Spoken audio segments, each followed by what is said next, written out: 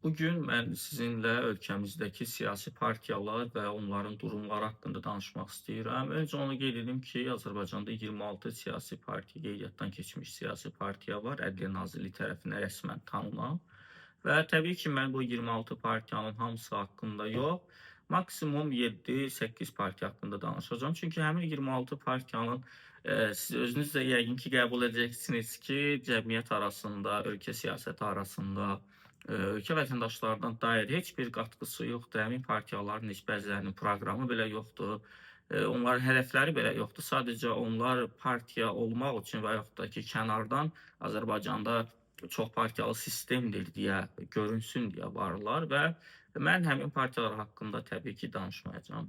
Mümkün qədər xalqın daha çox tanıdığı və bəzi qismlərin qrup-qrup insanların rəğbət bəslədiyi və yaxud da həqiqətən də üzvü olduğu, dəstəklədiyi partiyalar haqqında danışacağam.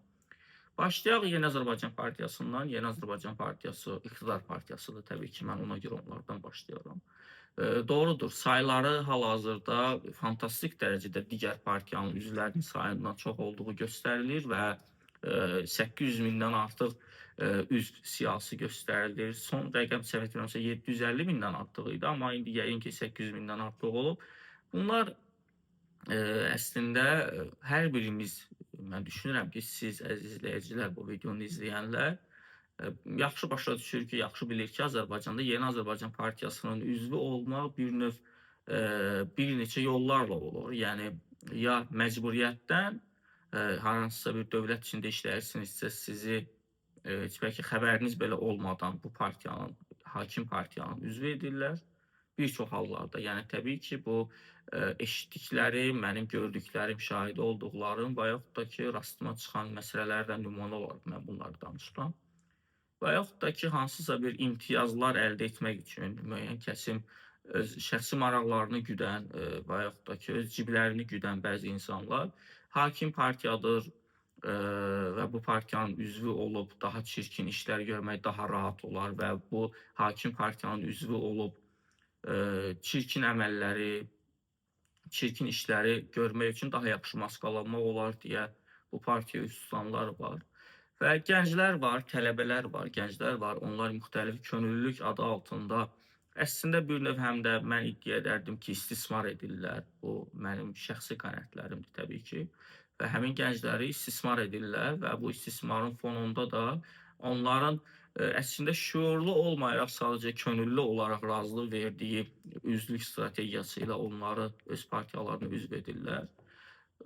Və yerdə qalanlar da çox az bir kəsim də, bəlkə də 50 min nəfər, maksimum 30-50 min arası da həqiqətən könül xoşluğu ilə, əgər o rəqəm də varsa da, mən təbii ki, öz düşüncəmə görə mən maksimum hədd götürürəm. 30-50 min arası maksimum bugün Azərbaycanda Yeni Azərbaycan Partiyasının dəstəkçisi ola bilər. Və təbii ki, heç bir kölgə marağı güdmədən, könüllü, qəlbdən, necə deyərlər, ürəkdən Yeni Azərbaycan Partiyasını, İlham Əliyevin rəhbər olduğu partiyanı dəstəkləmək üçün mən düşünürəm ki, maksimum 30-50 min arası üzvü var. Və Yeni Azərbaycan Partiyasının 70-ə yaxın deputatı var. Amma onların fraksiyası yoxdur parlamentdə. Bu özü də maraqlı bir məqamdır. Yeni Azərbaycan Partiyası Azərbaycanın demək olar ki, bütün bələdiyyələrində təmsilçiliyi var. Demək olar ki, yox, elə bütün bələdiyyələrində və demək olar ki, bütün bələdiyyələri rəsmən Yeni Azərbaycan Partiyası qalib gəlmiş kimi göstərilir və Yeni Azərbaycan Partiyası hakimiyyəti Azərbaycanın bütün həm region, həm də şəhər bələdiyyələrini de facto həm də idarə edir və onları idarə etmələri göz önündədir. Mən nəticələr haqqında bugün danışmaq istəmirəm. Bugün sadəcə siyasi partiyaların vəziyyəti, onların durumu haqqında danışmaq istəyirəm və onu da qeyd edeyim ki, Azərbaycan prezidenti həm Ali Baş Komandan kimi ordu birləşmələrinin baş komandiridir və həm Azərbaycan Respublikasının prezidentidir, o hər bir Azərbaycanlının prezidentidir, həm də digər partiyaları mənim kimi başqa bir partiyanın üzvü olan və yaxud da ki, Müsavat Partiyasının üzvü olan, Azərbaycan Xalq Cəbhəsi Partiyası, həm də Yeni Azərbaycan Partiyasının üzvü olan şəxsin prezidentidir. Amma burada bir qədər də uyğunsuzluq var ki, İlham Əliyev həm də Yeni Azərbaycan Partiyasının rəhbəridir. Bu məsələdə mən İlham Əliyevlə rəqib sayılıram. Mən başqa bir partiyanın üzvüyəm. İlham Əliyev Yeni Azərbaycan Partiyasının üzvüdür və onun rəhbəridir. Amma prezident kimi isə təbii ki, xeyr. O bizim hamımızın prezidentidir. Yəni ən azından bu rəsmən belədir. Biz onu dəstəkləməsək də və yaxud da mən iddia etsəm də ki, İlham Əliyev heç də dürüst olmayan, heç də şəffaf olmayan seçkilər nəticəsində özünü prezident təyin edib. Bu əlahəzrət faktı dəyişmir. Əlahəzrət fakt ondan ibarətdir ki, Azərbaycan Respublikasının prezidenti İlham Əliyevdir və o həm də Yeni Azərbaycan Partiyasının rəhbəridir. Bu bir növ mənə görə uyğunsuzdur. Yəni mən həmişə prezident olacağımı iddia edirəm və bunun üçün siyasətdəyəm. Mən prezident olacağım təqdirdə mən əgər hər hansı bir partiyanın sədri olacağamsa, dərhal oradan istefa verəcəm ki, mən bütün Azərbaycanlıların prezidentiyəm. Ona görə də mən düşünürəm ki, İlham Əliyev də ikisindən birini seçməlidir. Ya Yeni Azərbaycan Partiyasının rəhbəri olmalıdır, ya da bütün Azərbaycanlıların prezidenti olmalıdır. Və keçək ikinci partiyaya. Bu konstitusiyamıza görə Milli Məclisdə ən çox sayca ən çox ikinci təmsilçi olan partiya ana müxalifət partiyası hesab olunur və bu kontekstdə ana müxalifət partiyası Vətəndaş Əmrəliyi partiyasıdır, hansı ki onun rəhbəri Sabir Rüstəmxanlıdır. Onlar 3 deputatla təmsil olurlar. Yəni təsəvvür edin, iqtidar partiyası, hakim partiya 69 millət vəkili ilə təmsil olunurdu ki, onlardan da biri sonradan artıq Milli Məclisdəki fəaliyyətini, yəni deputat kimi fəaliyyətini dayandırdı. Çünki prezidentin sərəncamı ilə o rəsmi bir işə artıq təyin olundu və ondan sonra artıq onların sayı 68-ə indi. İndi təsəvvür edin, 70-ə yaxın, fərqi yoxdur, 70-ə yaxın deputat hakim partiya təmsil olunur. Müxalifətin içərisində ana müxalifət hesab olunacaq, yəni ən çox millət vəkili olan, ən çox deputatı olan partiya Vətəndaş Əmrəliyi partiyasıdır.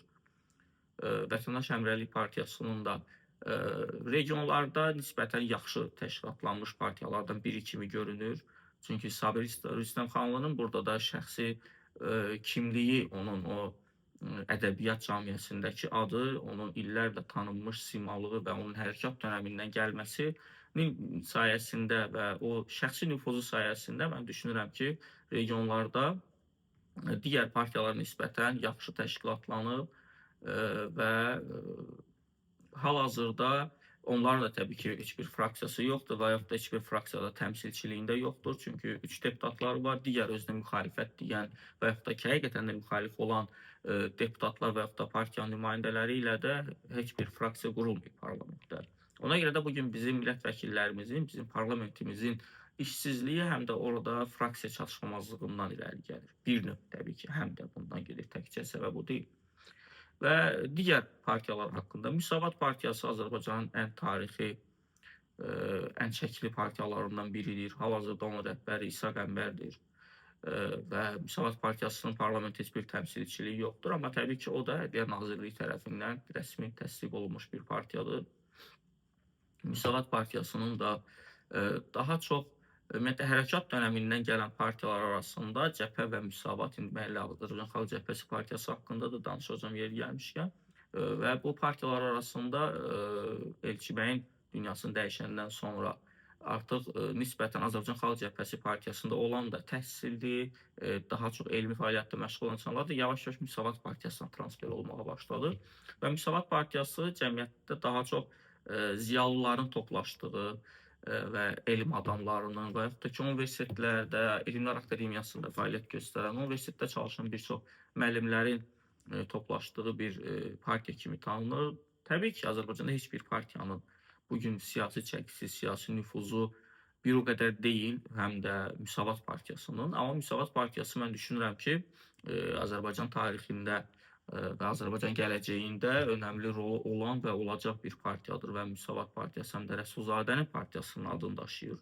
Onun irsini daşıyır və ona görə də mən ürəkdən həmin partiyaya uğurlar arzu edirəm. Azərbaycan Xalq Cəbhəsi partiyası haqqında bir-iki kəlmə danışaq. Azərbaycan Xalq Cəbhəsi partiyasının sədri funksiyasını yerinə yetirən, mən niyə funksiyasını yerinə yetirən deyirəm? Çünki Ədliyyə Nazirliyi tərəfindən Əli Kərimli Azərbaycan Xalq Cəbhəsinin partiyasının sədri kimi rəsmən tanınmayıb və partiyanın özü rəsmən tanınıb. Onun üst siyasının yenilənməsi prosesi də bu yaxınlarda, hətta Əli bəy həbsdə olan zamanda belə tanındı, amma Əli Kərimli onun rəhbəri kimi rəsmən tanınmır, amma biz təbii ki, daha ədalətli olan azərbaycanlılar, Azərbaycan iqtidarından fərqli olaraq daha ədalətli olan azərbaycanlılar başa düşür ki, Azərbaycan Xalq Cəbhəsinin rəhbəri, sədri Əli Kərimlidir və hal-hazırda o həbsdədir. Mən bütün siyasi məhbuslara, həm də Əli Kərimliyə azadlıq arzu edirəm. Tezliklə o da ümumiyyətlə Azərbaycanda heç kəs siyasi fikirlərinə görə, siyasi düşüncələrinə görə, tənqidi fikirlərinə görə həbs olunmamalıdır. Fərqi yoxdur. O Xalq Cəbhəsi partiyasının üzvüdür, o Yeni Azərbaycan partiyasının üzvüdür və yaxud da ki, o Respublikaçı Alternativin, yəni mənim üzv olduğum partiyanın üzvüdür. Fərqi yoxdur. Heç kəs siyasi fikirlərinə görə, tənqidi fikirlərinə görə və yaxud da ki, fəaliyyətlərinə görə həbs olunmamalıdır. Və Azərbaycanda bütün siyasi məhbuslar azad olmalıdır. Əli Kərimli də təbii ki, həmçinin. Hal-hazırda cəbhənin təkcə Əli Kərimli yox, digər üzvləri də həbsdədir. Yəqin ki, 20-yə yaxın üzvü, mən əgər rəqəmi yanlış deyirəmsə, buna görə üzr istəyirəm. Təbii ki, mənim tam sayla bağlı tam məlumatım yoxdur, amma 20-yə yaxın, bəlkə də 20-dən daha çox, amma bu rəqəm az deyil. Fərqi yoxdur. Bir nəfər belə də olsa, təbii ki, siyasi məhbus problemi yenə də problemdir, amma daha çoxdursa, bu daha çox problemdir. Və ona Azərbaycan Xalq Cəbhəsi partiyasının qərargahı yoxdur, bunu da xüsusi vurğulayım. Azərbaycanda yəqin ki, Ədliyyə Nazirliyinin rəsmən tanıdığı yeganə partiyadır ki, Azərbaycan Xalq Cəbhəsi partiyasının qərargahı, ofisi yoxdur. Və bu doğru deyil. Bu ədalətli yanaşma deyil. Azərbaycan hüquq sistemi, Azərbaycan hüquq mühafizə orqanları, onun ədliyyə orqanları bütün partiyalara bərabər şərait yaratmalıdır. Çünki onlar dövləti təmsil edirlər. Onlar Yeni Azərbaycan partiyasını təmsil etmirlər. Əslində mənim şəxsi fikrimə qalsa, mən indi burada bir qədər xoş şeylər dedim deyə insanlar fərqli düşünməsin. Mənim Azərbaycan Xalq Cəbhəsi partiyasına tənqidi yanaşmam da var, onların seçkiyə baxış kontekstində. Yoxsa mənim onların digər heç bir işinə nə tənqidi, nə və yaxud da ki, digər məsələdə heç bir fikir bildirmək haqqım da yoxdur. Çünki mən başqa bir partiyanın üzvüyəm. O partiyada Əli Kərimli istəyir, 50 il partiya sədri olsun. Bunun mənə heç bir aidiyyəti yoxdur. Və bunun Azərbaycan Xalq Cəbhəsi partiyasının üzvü olmayan heç bir insana hüquqi cəhətdən heç bir aidiyyəti yoxdur. Vətəndaş kimi kimsə deyə bilər ki, Əli Kərimli niyə orada 30 ilə yaxındır sədrdir, 20 ildən çoxdur sədrdir məsələn. Amma müdaxilə cəhdi kimi bunu bildirməməlidir. Bunu sadəcə bir seçici kimi fikir bildirə bilər. Mən də seçici kimi fikir bildirmək etik olmaz, çünki mən özüm başqa bir partiyanın təmsilçisiyəm, başqa bir partiyanın üzvüyəm və təbii ki, mən seçici kimi birincidən öz partiyamın seçicisiyəm. Ona görə də mənim üçün bu önəmli deyil. Mənim üçün bu müzakirə məsələsi deyil ki, o partiyanın daxilində vəziyyət necədir, o partiyanın sədrliyində vəziyyət necədir, orada kim sədr olmaq istəyir, orada daxili intriqalar hansı yöndə inkişaf edir. Bunu mənə və mənim kimi digər partiya üzvü olan, partiya funksioneri olan digər insanlara heç bir aidiyyəti yoxdur. Sadə vətəndaşlara bəli, heç bir partiyanın üzvü olmayan azərbaycanlılara təbii ki, onlar sadə seçicilər olduğu üçün aidiyyəti var və bu yöndə onlar fikir bildirsələr daha yaxşı olar. Və Xalq Cəbhəsi mövzusunu mən bir qədər ona görə çox üzərində qaldım ki, çünki hal-hazırda onun sədri həbsdədir, hal-hazırda onlarla üzvü, belə ifadə etsəm, yəqin ki, daha doğru olar, həbsdədir və onların qərargahı yoxdur. Və mən təbii ki, mən Real Partiyasının bir üzvü olsam da, mən bir gənc siyasətçi kimi və hökuməti tənqid edən bir insan kimi, həm də bir vətəndaş kimi mən bu haqsızlığa dilə gətirirəm və mən buna etiraz edirəm ki, bərabər yanaşma olmalıdır bütün partiyalar. Keçək digər partiyalara.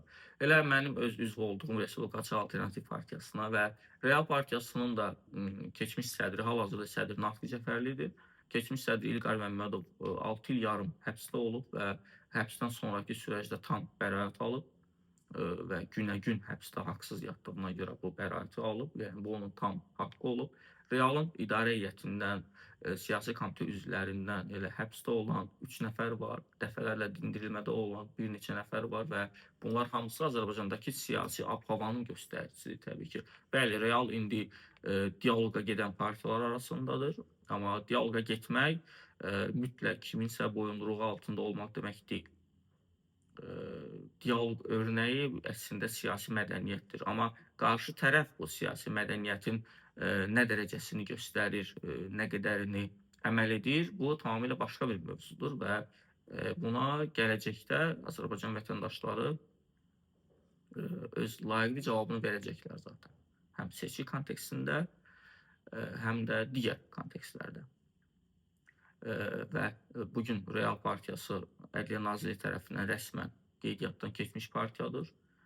Bu gün Real partiyasının minlərlə üzvü var. Bu gün Real partiyasının bir deputatı var, Erkin Qədirli. Yəqin ki, bəziləriniz onu tanıyırsınız. Bəlkə də çoxunuz bu videonu izləyən, bəlkə çoxunuz onu tanıyırsınız. Erkin bəy çox səmimi, həqiqətən də çox səmimi, dürüst bir insandır. O, mənim partiyamın üzvü olduğuna görə və bizim deputatımız olduğuna görə demirəm. Fikrimcə Erkin Qədirli tanıyan hər bir kəs bu dediyimi qəbul edər. Həm də Erkin bəy yeganə deputatdır ki, o media haqqında bu mənasız, bu lazımsız bir qanuna əleyhinə səs verən tək deputatdır. Qeyri-hökumət təşkilatları haqqında qanunun əleyhinə səs verən tək deputatdır. Siyasi partiyalar haqqında qanunun əleyhinə səs verən tək deputatdır parlamentdə. Bəli, siz deyə bilərsiniz ki, bir nəfərin orada əleyhinə səs verməsi ilə nə dəyişilir? Amma bunlar hamısı tarixdir. Amma bunlar hamısı siyasi addımdır. Siyasi reaksiyadır. Real partiyasının həm də jurnalistlərin həbsinə siyasi reaksiyasıdır bu. Çünki media haqqında qanun qəbul olunduqdan sonra Azərbaycanda kütləvi jurnalist həbsləri başladı. Çünki qeyri-hökumət haqqında qanunun edilən dəyişikliklərdən sonra Azərbaycanda vətəndaş cəmiyyətinə müxtəlif baskılar oldu. Və bugün də siyasi partiya sədri həbs olunur, siyasi partiya üzvləri həbs olunur.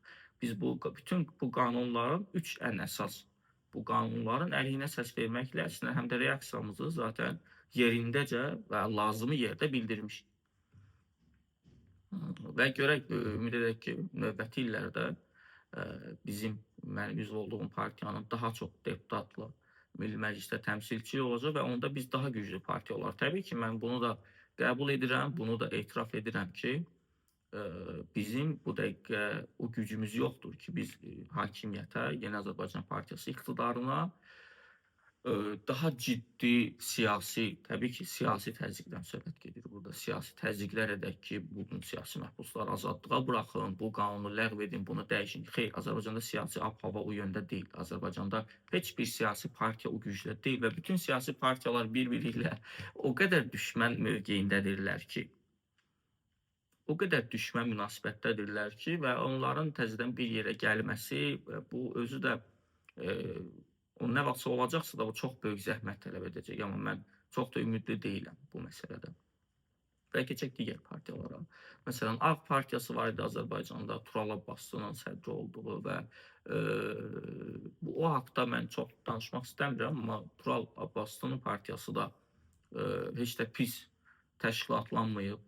Regionlarda, bölgələrdə üzvləri var və Tural Abbaslının çıxışlarında indi mən onu pafoslu çıxış hesab edirəm. Kimlərəsə görə bəlkə də səmimi çıxışlar hesab oluna bilər. Çıxışlarını minlərlə dəstəkləyən həqiqətən də insanlar var. Və Tural Abbaslı nisbətən daha gənc siyasətçidir. 40'lı yaşlarda olan bir siyasətçidir. Və o insanların problemlərindən danışmağı daha çox üstün tutur. Nəinki ölkədəki köklü siyasi problemlərdən danışmağı və nəinki o problemlərin həlli istiqamətini danışmağı. Sadəcə insanların dərdlərindən danışır bir növ. Mən bunu təbii ki, pis mənada demirəm. Bu sadəcə mənim baxış açımdan gördüyümü burada danışmaq istəyirəm. Və buna görə də onun dəstəkçiləri də onun videolarına yaxşı izlənmə sayı gəlir. Və bu da onun partiyasının tutduğu bir yoldur. Nisbətən də daha dindar, mühafizəkar yöndə ideoloji xəttini müəyyənləşdirib. Tural Abbaslıya da uğurlar yer gəlmişkən. Və Ümid Partiyası haqqında danışmaq istəyirəm. Çünki İqbal Ağazadə də Azərbaycan siyasətində önəmli fiqurlardan biridir. Ola bilər çoxlarına görə Ümid Partiyası tək adamlı bir partiya kimi xarakterizə edilə bilər. Çünki Ümid Partiyasında çox da biz fərqli simalar tanımırıq. Təbii ki, istisna kimi 2-3 nəfər ola bilər müxtəlif YouTube kanallarında, sosial şəbəkələrdə videolarla çıxışlar edən, müsahibələr verən insanlar ola bilər. Amma ümumi olaraq Ümid Partiyası da Azərbaycanda tək adamlı partiyalardan biri kimi xarakterizə edilir. Yeri gəlmişkən Tural Abbaslı partiyasının tək adamlı partiyasının bəlkə də Azərbaycanda ən üst səviyyələrindən biridir. Və İqbal Ağazadənin partiyası da yetərincə üzvləri var. mən düşünürəm. Çünki İqbal Ağazadənin özünün parlament seçkilərində hər dəfə göstərdiyi aktivlik və onun seçkilərdə çox yaxşı iştirak etməsi, seçkilərdə çox yaxşı təbliğat, təşviqat kampaniyasının aparılması və yaxşı da maliyyə xərcləməsi bu işlərə ona bu cəhətdən yaxşı perspektivlər qazandırıb partiyasının naminə və partiyası adı ilə. Və ona görə də Ümid Partiyası da mən düşünürəm ki, Azərbaycanda əksər insanların tanıdığı partiyalardan biridir Ümid Partiyası. İqbal Ağazadə özü 15 il səhv etmirəmsə deputat fəaliyyəti olub 2000-ci ildən 2015-ci ilə kimi. Və 2015 ildən sonra isə artıq parlamentə seçilməyib və yaxud da təyin edilməyib. İndi bu biraz təbii ki, hər kəsin özünün dəyərləndirməsinə buraxıram bu mövzunu. Və Azərbaycanda digər partiyalar, yerdə qalan digər partiyalar ola bilər ki, mənim xatirimdən nələrsə çıxdı. Məsələn, Fəzail Ağamalı'nın dünyasını dəyişmiş, Fəzail Ağamalı'nın Ana Vətən Partiyası var idi. Onun da təbii ki, Azərbaycan ictimai siyasi həyatında çox da mən açığı heç bir fikrim yoxdur ki, bu Ana Vətən Partiyası Azərbaycan ictimai siyasi həyatında hansı rola malik olub. Və yaxud da Qüdrət Həsənquliyevin partiyasını mən deyə bilərəm, mən bəlkə də adını indi səhv tələffüz edəcəm deyə adını çəkmirəm partiyanın və Qüdrət Həsənquliyevin partiyasının da parlament təmsilçiliyi var. Qüdrət Həsənquliyev özü deputatdır və partiyasından digər bir insan da deputat seçilmişdi. Sonra həmin şəxs partiyadan istefa verdi, artıq müstəqil bir deputat funksiyasını yerinə yetirir. Fazil Mustafanın partiyası da var və onun da o da tək adamlı partiya kimi tanınır. Elə Fəzail Ağamalı'nın partiyası da zamanında elə tanınırdı. İndi Fəzail Ağamalı'nın qızı Günay Ağamalı parlamentdə təmsil olunur. Və bu səpkidə partiyalar var. Razi Nurullayevin partiyası olsun, Pənah Hüseynlinin partiyası olsun, Pənah Hüseynovun partiyası olsun. Pənah Hüseynovun partiyası parlament təmsilçiliyi yoxdur təbii ki. Amma o da Azərbaycanda xalq hərəkatı dönəmindən olduğuna görə Pənah bəyin özünün simasına görə tanınan partiyalardan biridir. Və Azərbaycanda 26 partiyanın əslində mənim başda danışdığım 6-7 partiya xaric çoxunu heç insanlar tanımır. İnsanlar həmin partiyaların ictimai siyasi həyatda hansı rola malik olmasını, onların hər hansısa bir aktivliyini, onların vətəndaşların məsələ təkcə proqramla, nizamnamə ilə çıxış etmək deyil. Məsələ təkcə seçkilərdə uğur qazanmaq deyil, seçkilərdə iştirak etmək deyil. Məsələ həm də insanların onlardan gözləntiləridir və doğrudur. Bugün ölkədə siyasi reallıqlar səbəbindən, ölkədə siyasi vəziyyətdən dolayı bugün Azərbaycan xalqının mütləq əksəriyyəti heç bir Azərbaycandakı siyasi partiyaya, mən açıq bunu etiraf edirəm, çox da ümidli deyil və çox da işıqlı görmür onların gələcəyini. Amma yenə də hər hansısa bir çərçivə daxilində belə olsa, ümid bəslədikləri, nəsə gözləntiləri olduğu partiyalar haqqında mən düşünürəm ki, mən başda danışdım və bu say 7-8 partiyadan o tərəfə ötmür. Və digər partiyaların olmasını da mən açığı indi varlarsa qoy qalsınlar. Yəni mənə heç bir maneçiliyi yoxdur təbii ki. Heç Azərbaycanlıların həyatında onlar heç bir əhəmiyyətə malik deyil. Nəinki mənfi və yaxud da müsbət mənada. Amma yerdə qalan partiyaların da uğursuz olması və yaxud da ki, uğursuz görünməsi bu mən sizə əmin edirəm ki, təkcə həmin partiyalardan asılı vəziyyət deyil. Bu ümumilikdə Azərbaycandakı siyasi, ictimai ab-havadan, Azərbaycandakı hal-hazırki nisbətən basqıcı mühitin, siyasi azadlıqların olmamasının, ifadə azadlığının, sərbəst toplaşma azadlığının olmamasının nəticəsidir və insanlar qınaya bilər, insanlar tənqid edə bilər siyasətçiləri, siyasi partiya funksionerlərini, amma həm də bir qədər də ədalətli olmaq lazımdır. Bir qədər daha geniş düşünmək lazımdır, daha geniş çərçivədən baxmaq lazımdır bu problemlərə. Və mən ümid edirəm ki, yaxın zamanda Azərbaycanda siyasi açılımlar da olacaq və bu siyasi açılımlarda hansı partiya özünü daha yaxşı tərəfdən göstərsə, hansı partiya daha yaxşı, daha nizamlı proqramla vətəndaşlara çıxış etsə, seçicilər qarşısında hesabatlı olsa və həmin partiyanın da uğur qazanması labüd olacaq.